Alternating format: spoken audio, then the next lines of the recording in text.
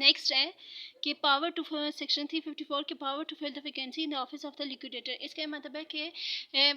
जैसे ही एक outgoing liquidator जो होता है वो दर से जा रहा होता है, वो क्विट करके जाता है, तो एक नया पर्सन जो है वो दर से अपॉइंट किया जाता है। सबसे पहले वो अपॉइंट होती है, वो अपनी रिटन कॉन्सेंट देता है। इस पर्पज़ के लिए एक जनरल मीटिंग जो होती है वो दर से बुलाई जाती है। वो जनरल मीटिंग आउटगोइंग लिक्विडेटर मतलब वो लिक्विडेटर जो अपनी पोजीशन छोड़ रहा है वो भी दे सकता है, या फिर कोई भी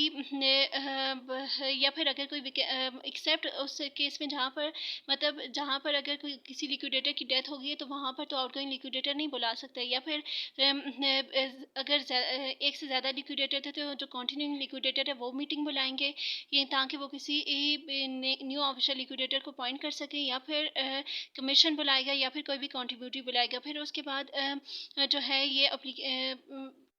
to be determined, the meeting shall be held in a manner provided by this act and in such a manner by any contributor by the continuing or person interested in the winding up determined by the commission। इसका मतलब है कि कोई भी contributory, कोई भी continuing liquidator, या फिर कोई भी बंदा जो कि वाइंडिंग अप में इंटरेस्टेड है,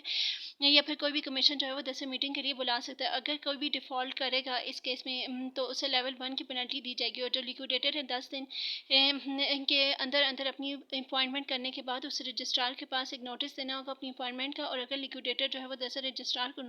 इन्फॉर्म नहीं करेगा तो उससे लेवल 1 की पेनल्टी मिलेगी ऑन द